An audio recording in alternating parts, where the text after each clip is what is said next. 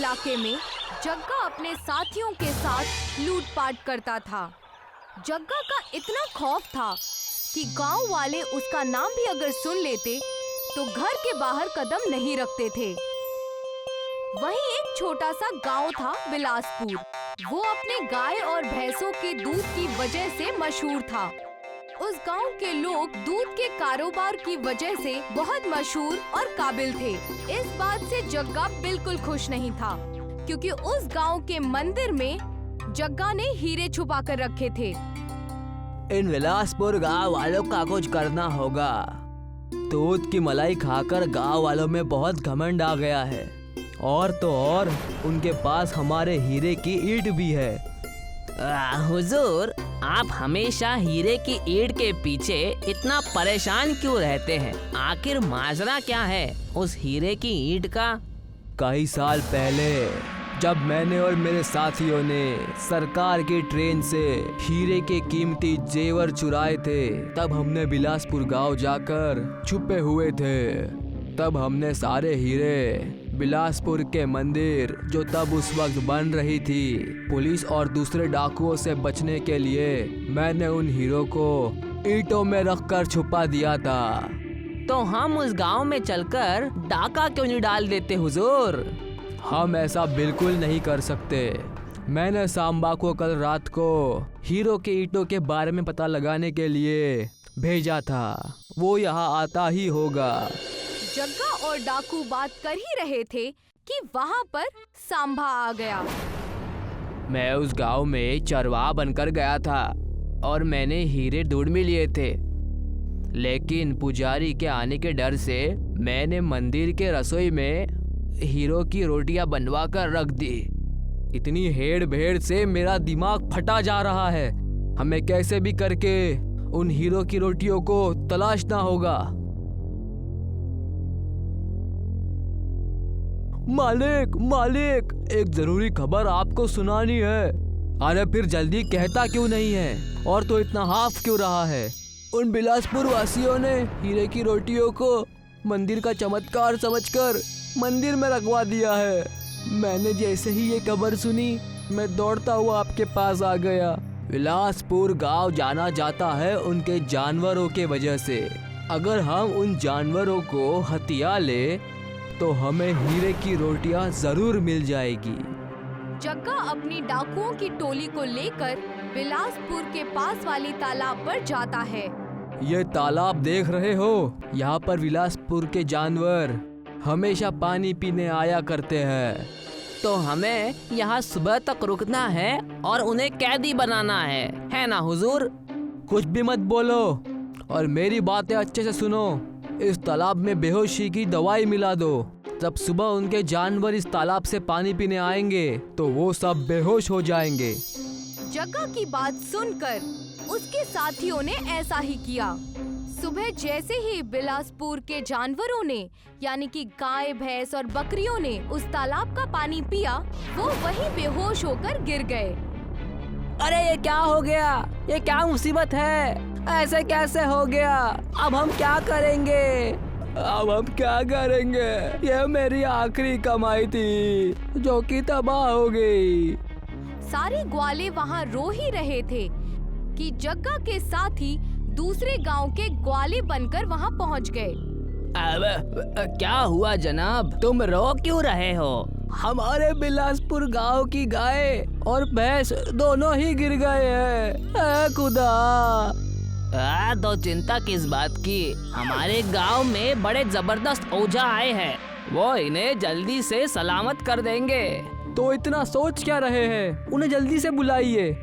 उन्हें देखकर ग्वालों को उम्मीद की किरण नजर आने लगी। जग्गा तांत्रिक बनकर वहाँ आ गया। तुम सब इतने परेशान ना हो, जानवरों को कुछ नहीं होगा। अगर आप इन्हें ठीक कर सकते हैं तो भला होगा, वरना हमारा रहना दुश्वार हो जाएगा। जग्गा उन ग्वालों के जानवरों की जांच करने का नाटक करने लगा। इन जानवरों को तालाब के जहर वाले पानी ने बेहोश किया है। अगर तुम सब चाहते हो कि ये सब ठीक हो जाए तो तुम्हें एक शर्त पूरी करनी होगी। ऐसी कौन सी शर्त है जो हमें पूरी करनी है? तुम सब ने इस तालाब के पानी को इतना मैला कर दिया है कि इसमें जहर फैल गया है। इसे पाक बनाना होगा। इसलिए तुम्हें चमत्कारी रोटियां जिसके चर्चे हर जगह है उसे इस पानी में डालना होगा और ये तालाब पाक हो जाएगा और तुम्हारे सारे जानवर फिर से ठीक हो जाएंगे। तुम सच में तांत्रिक हो या कोई और? अब जो ये कह रहे हैं वो बिल्कुल सच है। अब तुम्हें ऐसा करना ही चाहिए। कभी कभी गांव वालों पर बुरा साया आ जाता है। ओझा जी का कहा मानना चाहिए। हमारे पास कोई और चारा भी नहीं है। हम बिल्कुल ऐसा ही करेंगे। जग्गा को तांत्रिक के रूप में देखकर गांव वाले उसे पहचान नहीं पाए और विलासपुर गांव जाकर हीरे की रोटियां ले आए। तब तक तुम एक काम करो, उन जानवरों को कहीं छुपा दो। अगर वो होश में आ गए तो हमारा काम बिगड़ जाएगा। मैं उनसे सारी हीरे की रोटियां लेकर रख दूंगा। हुजूर, हमने पहले ही सारे जानवरों को अलग जगह कर दिया है। बस अब आप इनका ध्यान भटकाइए। अगर हमें वो हीरे की रोटियां मिल गई तो हमें जिंदगी भर बस नाच देखना है और मजे करने हैं। उतने में ही वहाँ पर गांव वाले हीरे की रोटियां लेकर आ जाते हैं। तुम्हें अब पता चलेगा कि असली खेल क्या है। क्या सोच रहे हैं आप? जल्दी से हमारे जानवरों को ठीक कर दीजिए। हमारी उनके अलावा बरकत नहीं हो सकती। सारी चमत्कारी रोटियां इस नापाक तालाब में डाल दो। उसके बाद उस तालाब के पाक होने का इंतजार करो। तुम्हारी सारी मुसीबत ठीक हो जाएगी। गांव वाले जैसे ही सारी हीरे की रोटियां तालाब में डालने ही वाले थे कि तभी जग्गा उनसे कहता है, एक काम करिए, ये चमकती रोटियां आप मुझे दे दीजिए। जी, आप मुझसे ज्यादा जानते हैं। ये लीजिए।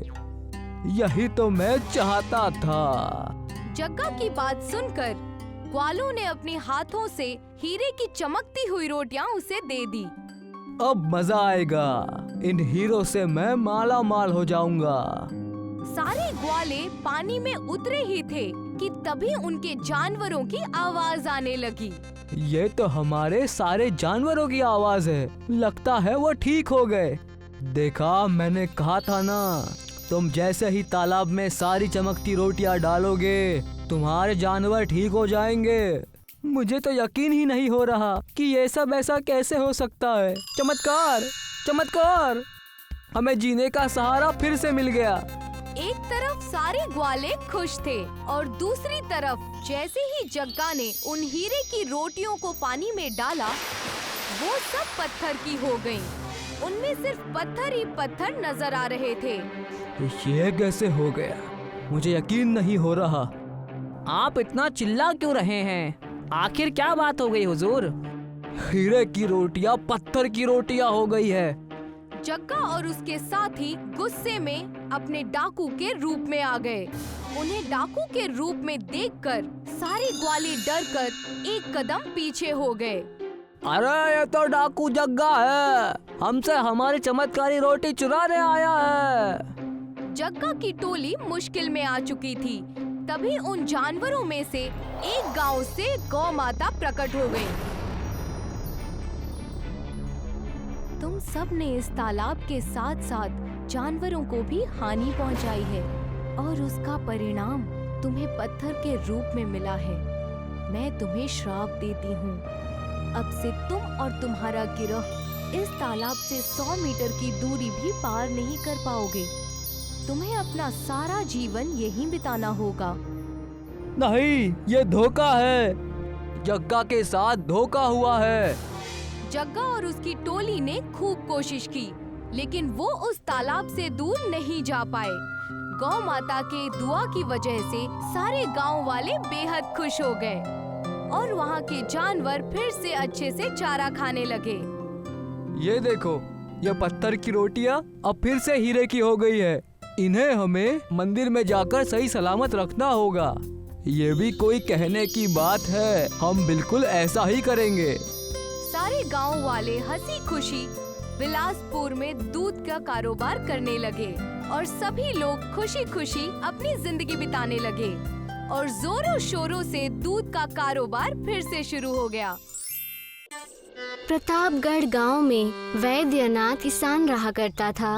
वैसे तो वैद्यनाथ समझदार और गुणी था, लेकिन अपने भाइयों के निकम्मे होने की वजह से हमेशा परेशान रहता। वैद्यनाथ के खेत कम होने की वजह से वो गांव के जमींदार ठाकुर के खेत लेकर उन्हें भी जोता करता था। ठाकुर को अच्छे से पता था कि वैद्यनाथ काम का आदमी है। उसकी अच्छाई और अक्लमंदी की वजह से ठाकुर को फसल में बेहद मुनाफा होता था। अरे वैद्यनाथ, आज शाम को जल्दी चले जाना और खाना और मिठाइयाँ हमारे घर से ले जाना, ठीक है? हाँ हाँ, मैं खाना और मिठाइयाँ दोनों लेके जाऊँगा। लेकिन ये किस अवसर की खुशी में? हाँ, अरे पूरे गांव को खबर है, तुम्हें पता नहीं? मुझे श्यामलाल ने अपने खेत दे दिए क्योंकि कर्ज नहीं चुका पाया था ना। अरे वाह मालिक वाह, आपने उसकी भी जमीन ले ली, ये तो बड़ी अच्छी बात है। वैद्यनाथ ठाकुर के घर से मिठाई और खाना लेकर अपने घर जाता है और सारी बातें अपनी बेगम को बताता है। अरे जाने मन, कहाँ हो? ये देखो, मैं तुम्हारे लिए खूब सारा खाना और ढेर सारी मिठाइयाँ लाया हूँ। जी, ये किस खुशी में? और इतने सारे पैसे तुम्हारे पास कैसे आए? अरे ये मिठाई और खाना तो मालिक ने दिया, वो श्यामलाल ने उनकी जमीन उनके नाम कर दी है ना, इसीलिए। श्यामलाल ने उनके नाम कर दी या उन्होंने हड़प ली? अरे तुमने सही कहा रूपा, सब कुछ तो ठाकुर का है। गली मोहल्ला ठाकुर का, कुआं ठाकुर का, हल ठाकुर का, फसल ठाकुर की। अरे फिर हमारा क्या है, गांव या देश? आप निराश मत होइए, खाना निकाल दिया है, आप खा लीजिए। अरे वो कहते हैं ना, हमें तो सूखी रोटी भी बहुत है, अब दूसरों को खीर नहीं मिल रही तो हम क्या करें? वैद्यनाथ सुबह में फिर से ठाकुर के यहाँ हल चलाने चला जाता है। मालिक आज कहीं दिखाई नहीं दे रहे, मैं खेत कैसे जोतूंगा? अरे सारे हल पड़ोस की शादी में चले गए हैं। शादी में हल का होना अच्छा माना जाता है। तुम एक काम करो, आज जाकर अपने खेतों से हल ले आओ और उससे हमारे खेत जोत दो। हाँ हाँ ठीक है मालिक, मैं ऐसा ही करूँगा। वैद्यनाथ घर जाकर अपनी पुश्तैनी हल निकालता है और उसे लेकर ठाकुर के खेत में जाता है। वैद्यनाथ के पुश्तैनी हल के मुठ में एक हीरा था, जिसके बारे में वैद्यनाथ को कुछ भी पता नहीं था। एक छोटा सा हीरा जिसकी कीमत 1 लाख थी।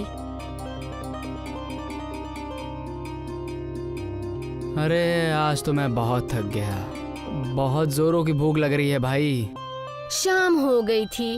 वैद्यनाथ जा ही रहा था कि वहाँ पर ठाकुर आ गया और कहने लगा, अरे वैद्यनाथ, तुम अभी तक यहीं हो? घर कब जाओगे भाई? आज इतना वक्त कैसे हो गया?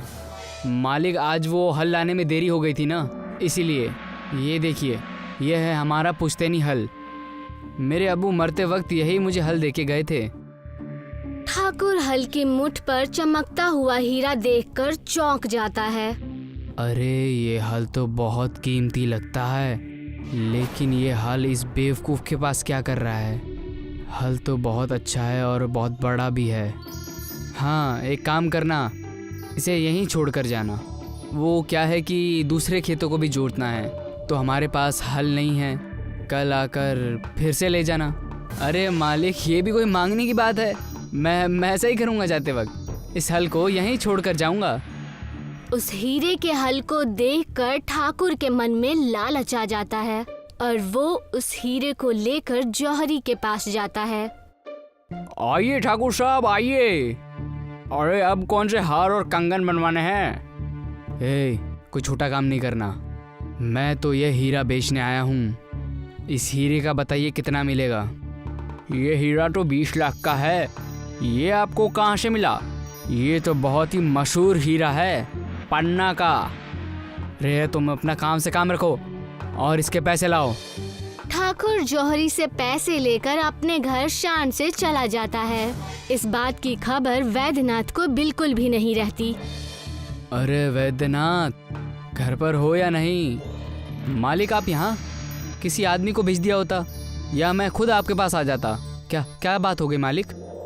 रे, मैं तुमसे बहुत खुश हूँ भाई। ये लो कुछ पैसे, अपना कर्जा चुका देना और इससे कुछ दिनों तक आराम की ज़िंदगी बिताना। और हाँ, मैंने तुम्हारा हल तुम्हारे घर के पास ही रखवा दिया है। ठाकुर इतना कहकर वहाँ से चला जाता है। वैद्यनाथ की नजर जब अपने हल पर पड़ती है तो वो अपनी बेगम पुष्पा को बुलाकर पूछता है, अरे जाने मन, ये देखो हमारे हल से मणि गायब है जो चमकते रहता था। जरूर कहीं खो गई होगी, और क्या, कल सवेरे जाना और ठाकुर साहब के खेत में देख लेना। वैद्यनाथ पूरी रात सो नहीं पाता। उसे बस हल के मणि की ही चिंता होती है। सोते वक्त उसके सपने में उसके पूर्वज आते हैं, यानी कि उसके दादाजी आते हैं और उससे कहते हैं, अरे तुम कितने बेवकूफ हो तुम। उस ठाकुर ने तुम्हारे साथ छल किया है। जिसे हल का मणि समझ रहे थे वो असली हीरा था, जिसकी कीमत आज के समय में बहुत ज्यादा थी। उस ठाकुर ने तुमसे ये लेकर तुम्हें ठग लिया है। अरे अब मैं क्या करूं? मेरा तो दिमाग ही नहीं था उस वक्त। तुम फिक्र मत करो, वो तो बस एक छोटा सा टुकड़ा था। हमारे घर के पैखाने में पूरे जादुई हीरो का हल है। उसे जाकर ले लो और उससे अपने खेत को जोत दो। उससे क्या होगा? उसे तुम्हारे खेतों की फसलें बहुत अच्छी होंगी, बहुत ही चमत्कार होगी और खाने में बहुत ही लजीज होगी। ये कोई साधारण हल नहीं है। सपने में अपने दादाजी को देखकर वैद्यनाथ की नींद खुल जाती है और वो अपनी पत्नी पुष्पा से सारी बातें बता देता है। क्या कहा आपने? उस ठाकुर ने हमारे साथ ऐसा किया? हम उसे छोड़ेंगे नहीं। अरे बस तुम देखती जाओ मैं क्या क्या करता हूँ और कैसे कैसे करता हूँ। वैद्यनाथ ने बिल्कुल वैसा ही किया। जादुई हीरे का हल घर के खुफिया कमरे से निकाला। इस खेत में आप क्या बोने वाले हैं? इस खेत में आलू, जो हीरे के हल से बहुत ही अच्छे और स्वादिष्ट खाने में लगेंगे। जैसे ही वैद्यनाथ ने जादुई हीरे का हल चलाया, हीरे का हल ज्यादा चमकने लगा। ऐसा लगा जैसे सारे खेत में बिजली दौड़ गई हो। ये देखो, इस जादुई हीरे के हल की ताकत इस खेत में आ गई है। अगर आपके दादाजी कुछ दिन और पहले सपने में आ जाते तो क्या उनका कुछ बिगड़ जाता? हमारी जिंदगी बहुत बदल गई है अब। और वो अपने खेतों में दिन रात मेहनत करके उसे जोतने लगा। उस जादुई हीरे के हल की वजह से वैद्यनाथ को बेहद मुनाफा हुआ और वो ठाकुर से भी ज्यादा अमीर हो गया। मालिक, अब गांव में हर कोई उस वैद्यनाथ की बात सुनते हैं। हर कोई उसके अनाज से ही घर चलाता है। पिछले कुछ दिनों से वैद्यनाथ की जिंदगी बहुत बदल गई है। अरे मुझे यही बात तो खाई जा रही है। आखिर ऐसा कौन सा चमत्कार हुआ जिससे उस वैद्यनाथ की जिंदगी पूरी तरीके से बदल गई? ठाकुर और उसका नौकर वैद्यनाथ के आलीशान घर में जाते हैं। अरे कहाँ हो वैद्यनाथ? अरे भाई, सुना है जिंदगी में तुमने बहुत तरक्की कर ली है। हाँ, तरक्की तो हुई है, क्योंकि मैंने किसी के साथ छल थोड़ी किया है। आपने मेरे हल के हीरे को भी छल से ले लिया, लेकिन ऊपर वाले की मर्जी कुछ और ही थी। ठाकुर को वैद्यनाथ की तीखी बोली से गुस्सा आ जाता है और वो अपने नौकर को वैद्यनाथ को कमरे में बंद करने का आदेश देता है।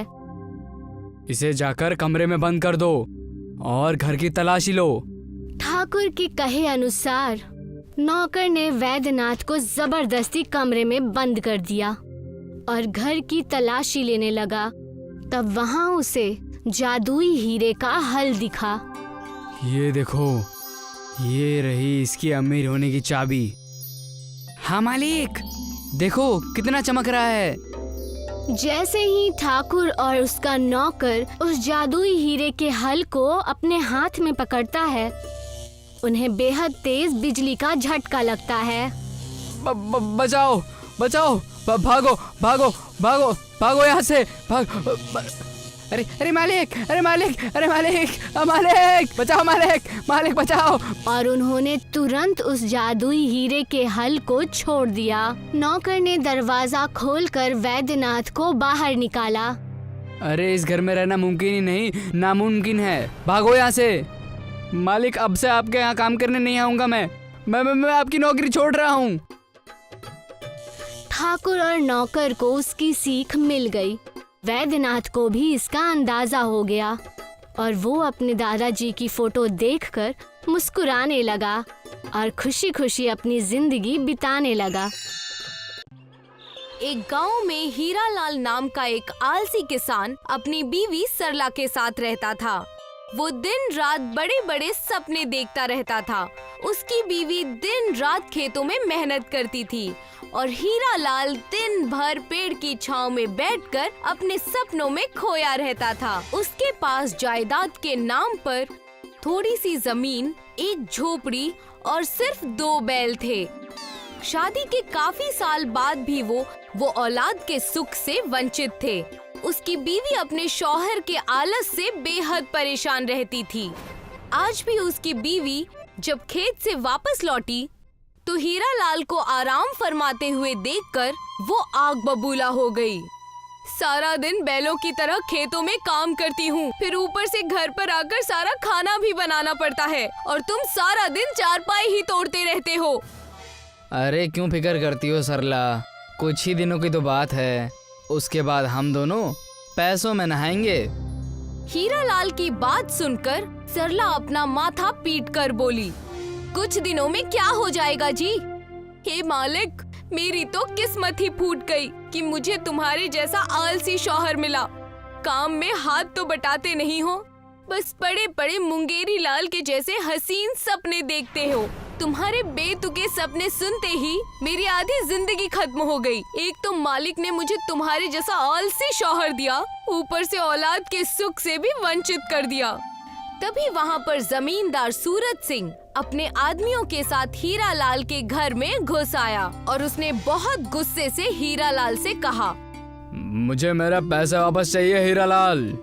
मैं कुछ दिनों में आपकी पाई पाई चुका दूंगा मालिक साहब। हीरालाल पिछले 6 महीनों से मुझे बोल बोल कर ऐसे ही बेवकूफ़ बना रहा है और मैं हर बार तेरी बात पर विश्वास कर लेता हूँ और आज मैं खाली हाथ नहीं जाऊँगा। मुझे आज अभी और इसी वक्त मुझे सारे पैसे चाहिए। हे मालिक, ये तुमसे भी पैसे लेकर आए हैं? मुझसे क्या पूछती हो?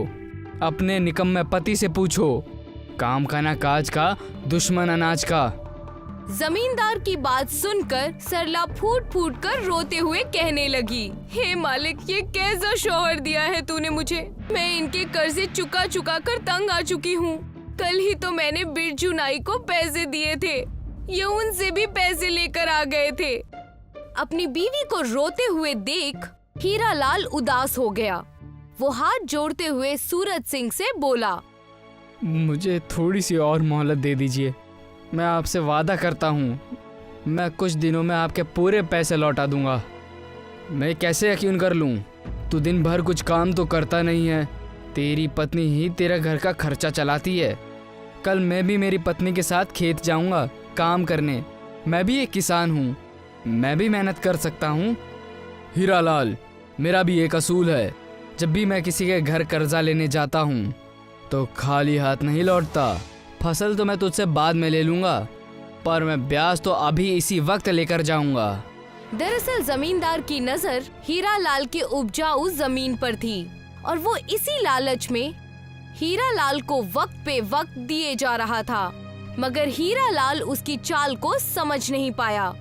सुनो, मैं ब्याज के एवज में तुम्हारे 2 बैलों को लेकर जा रहा हूँ। सूरज सिंह की बात सुनकर सरला फूट फूट कर रोने लगी। सरला को रोता देख सूरज सिंह मजाक उड़ाने वाले अंदाज में बोला, रो मत सरला बहन, मुझसे किसी का रोना देखा नहीं जाता। मैं तुम्हारे बैल ले जा रहा हूँ, लेकिन उसके बदले ये मुर्गी तुम्हारे लिए देकर जा रहा हूँ। तुम तब तक इस मुर्गी से खेत में हल चला लेना। वो उन लोगों का मजाक उड़ाता हुआ वहाँ से चला गया। सरला फूट फूट कर रोने लगी, हे मालिक, तूने हमें औलाद के सुख से वंचित रखा। आज अगर मेरा कोई बेटा होता तो वो जमींदार की इतनी हिम्मत नहीं होती कि वो हमारे बैल ले जा सकता। रो मत सरला, मालिक पे विश्वास रखो, वो हमारी मदद जरूर करेगा। मालिक भी तुम जैसे आलसी लोगों की मदद नहीं करता। लो पकड़ो ये मुर्गी और जाओ खेतों में और खेत जोत कर दिखाओ। इतना कहकर सरला गुस्से में घर से बाहर चली गई और कब हीरालाल लेटकर सोचते सोचते गहरी नींद में सो गया उसे पता ही नहीं चला। सुबह जब हीरालाल की आंख खुली तो उसके सामने एक पीले रंग का अंडा पड़ा हुआ था। वो अंडा चमक रहा था। उसने अंडे को उठाकर देखा तो वो अंडा सोने का था। हीरालाल ने तुरंत अपनी बीवी को उठाया। हे मालिक, कल ही इस आदमी के बैल छीने हैं, फिर भी ये अपनी हरकत से बाज नहीं आया। अभी भी सपने देख रहा है ये। हीरालाल ने वो अंडा सरला को पकड़ा दिया। ये तो सोने का ही अंडा है। हाँ सरला, अब हम इस सोने के अंडे को बाजार में बेचकर जमींदार का सारा कर्जा चुका देंगे और देखते ही देखते हम माला माल हो जाएंगे। सरला के हाथ से अंडा गिरकर टूट गया। टूटे अंडे में से सोने की पीली पीली किरणें फूट पड़ी और देखते ही देखते उन किरणों ने एक इंसान का रूप धारण कर लिया, मगर उसका पूरा जिस्म पीले सोने की तरह था। ये देखकर सरला और हीरालाल डर गए। उन्हें डरा देख सोने वाला इंसान बोला, डरो मत, अंडा आपके हाथों से टूटा है तो मैं आपका पुत्र हूँ और आज से आप मेरी माँ। ये सुनकर सरला की आंखों में आंसू आ गए। लगता है मालिक ने मेरी सुन ली। अगर मेरा बेटा होता तो मैं उसका नाम रमेश रख। आज से मैं तुझे रमेश कहकर बुलाऊंगी। आज से आप दोनों बिल्कुल भी फिक्र मत करना, आज से मैं हल चलाऊंगा। लेकिन तुम कैसे चलाओगे बेटा? बैल तो जमींदार छीन कर ले गया है। आप चिंता मत कीजिए माँ, मुझे हल चलाने के लिए बैल की जरूरत नहीं है। मुझ में अकेले में ही 100 बैलों की ताकत है। उस दिन के बाद रमेश हीरालाल के खेतों में हल चलाने लगा और इसी बीच रमेश हीरालाल के लिए सगे बेटे से भी बढ़कर हो गया। कुछ ही महीनों में हीरालाल की फसल तैयार हो गई। अगर फसल जैसे ही कटी तो सारी की सारी फसल सोने की बन गई। ये सब आपका है बाबा, आपकी ख्वाहिश थी कि आप बहुत ज्यादा अमीर बने। समझ लीजिए ऊपर वाले ने आपकी ख्वाहिश पूरी कर दी है। रमेश ने ये बोला ही था कि जमींदार सूरज सिंह अपने कुछ आदमी के साथ वहाँ पर आ पहुँचा और चीख कर बोला, हीरालाल, मुझे मेरी मुर्गी वापस कर। मैं जानता हूँ उस मुर्गी ने सोने का अंडा दिया है और उसी सोने के अंडे से ये तेरा बेटा निकला है। जब तेरे घर पे ये चमत्कार चल रहा था तो उस वक्त मेरे घर पे बर्तन मांजने वाली नौकरानी दूर से इस मंजर को देख रही थी, लेकिन उस बेवकूफ औरत ने ये मुझे आज बताया। और हाँ, ये तेरी सोने की फसल भी मेरी है। तुम चाहो तो मेरी सोने की सारी फसल ले जाओ, पर मेरे बेटे को मत लेकर जाओ। मुझे बस मेरा बेटा चाहिए, ये फसल नहीं। तू एक नंबर का बेवकूफ आदमी है हीरालाल। मुझे तेरा ये सोने का इंसान नहीं चाहिए, मुझे वो सोने देने वाली मुर्गी चाहिए और ये फसल चाहिए। तभी वहाँ एक ऋषि प्रकट हुए और गुस्से से जमींदार की ओर देखकर बोले, ये जादुई मुर्गी मुझे एक देवता ने भेंट की थी। मैं ध्यान में मग्न था और तू उसी का फायदा उठाकर इस मुर्गी को चुरा कर यहाँ ले आया। बेवकूफ, मैं तुझे बद्दुआ देता हूँ। तू अभी और इसी वक्त पत्थर का बन जा। ऋषि के इतना कहते ही जमींदार और उसके सारे आदमी पत्थर के बन गए और वो मुर्गी उस ऋषि के पास आ गई। ऋषि ने हीरालाल से कहा, क्या तुझे ये सोने की फसल चाहिए? नहीं, मुझे सिर्फ रमेश चाहिए। हीरालाल की बात सुनकर ऋषि ने मुस्कुराकर कहा, अगर तू सोना मांगता तो मैं तुझे भी पत्थर का बना देता। जा, ये सोने की फसल भी तेरी और ये सोने का इंसान भी तेरा। इतना कहकर ऋषि और वो मुर्गी वहाँ से गायब हो गए। हीरालाल के सारे सपने सच हो गए थे।